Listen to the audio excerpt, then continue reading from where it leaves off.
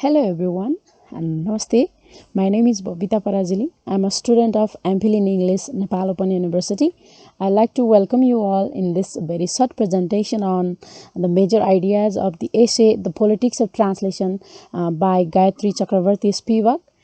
So I hope you will certainly get some basic points about the essay from this presentation.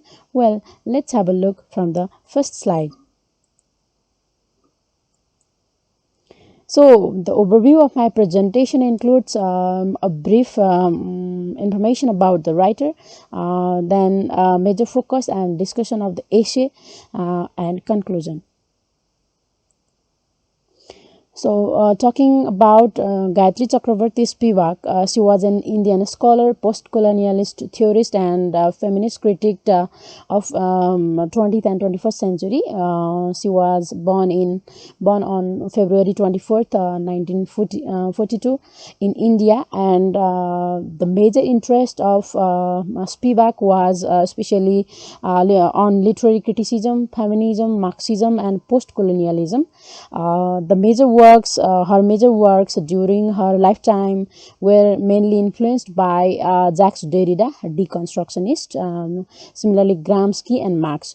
So she was involved in some translated works too, such as she translated Jacques Derrida's De la Grammatologie from French language into English language. Similarly, she also translated the short story of Mahasweta Devi from Bengali language into English language.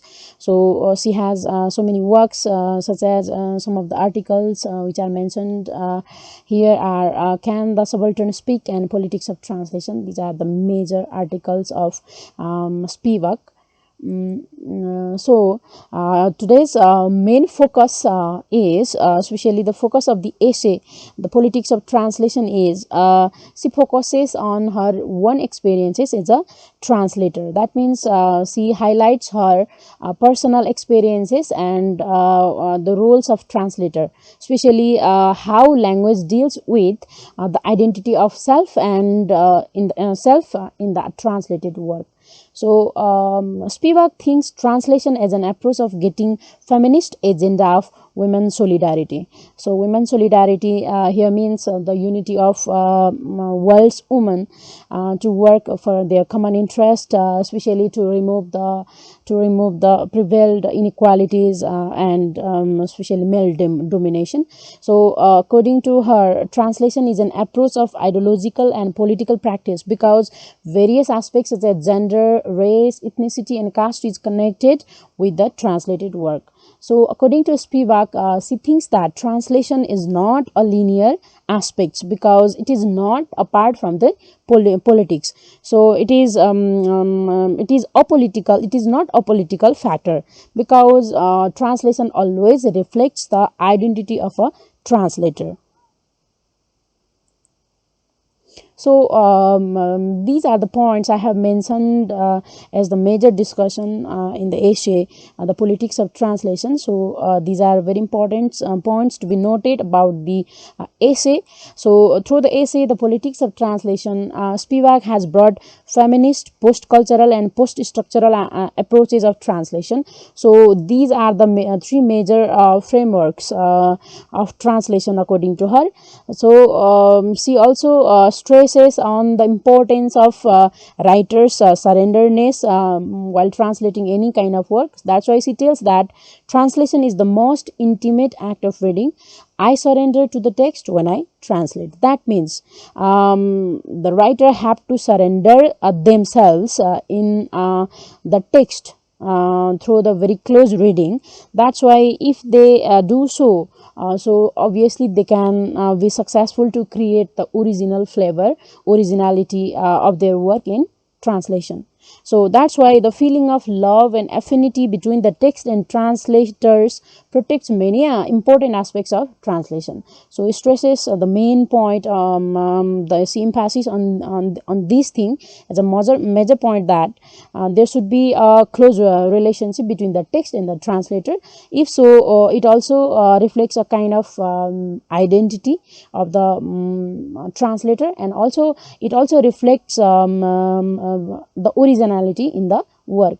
So as I already mentioned that she was a feminist critic and a feminist translator. So as a feminist translator, she thinks that language is as the means of dealing with gender agency, and she is aware about the role of a translator to be in a safe side by stressing on three major aspects of language such as rhetoric, logic and science. So obviously she also thinks translation as the medium of or as a means of dealing with gender agency, because obviously through the translation work, women of the world, they can involve in the translation work of translation of different text, literary text of the world. So they can also deal with the factor of gender agency through the translated work, because I already mentioned that translation also reflects the identity of self, identity of the translator. That's why it is not apart from socio-political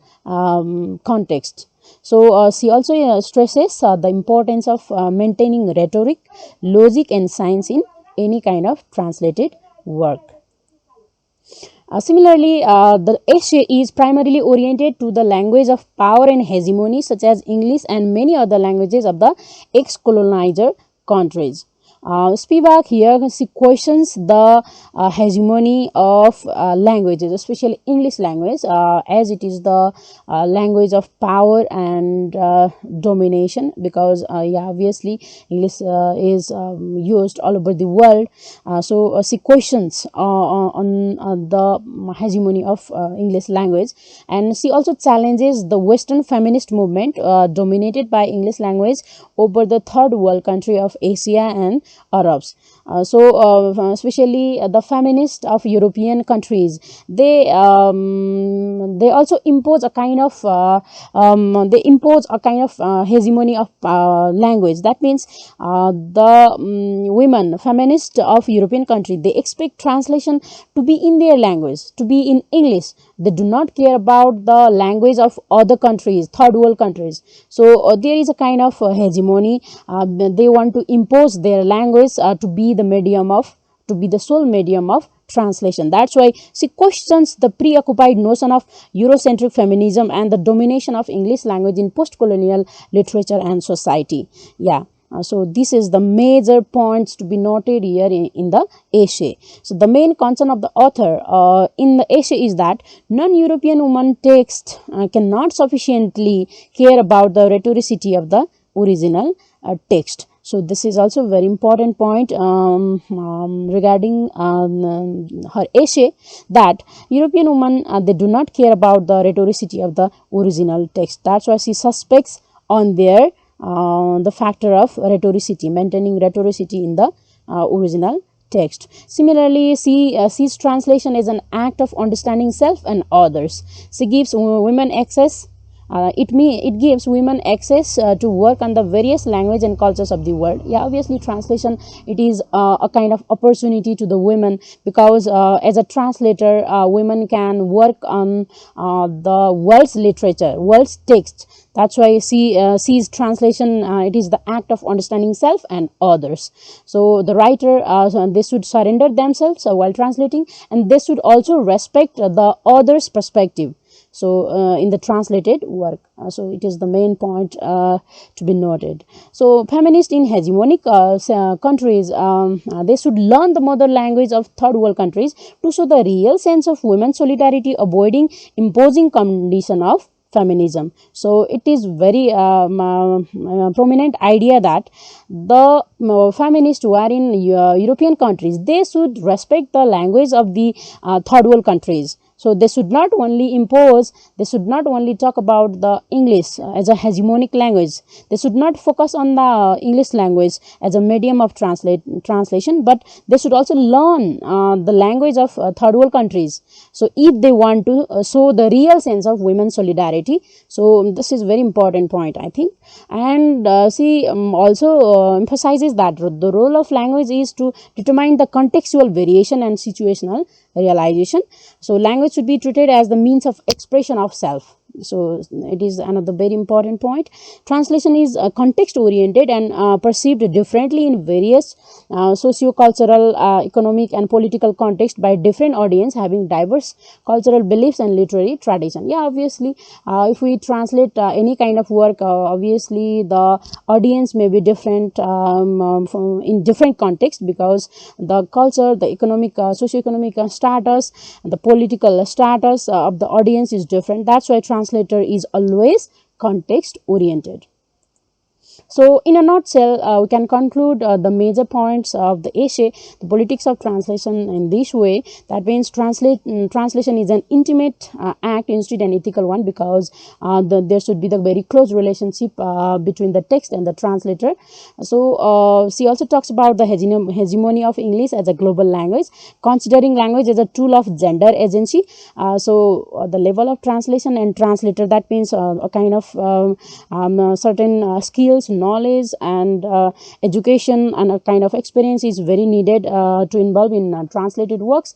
But sometimes this even can create the challenges, according to her. So writer's language and perspective matters in translation. This is also a very important point. Finally, translators' effort should not undermine by the prescribed framework.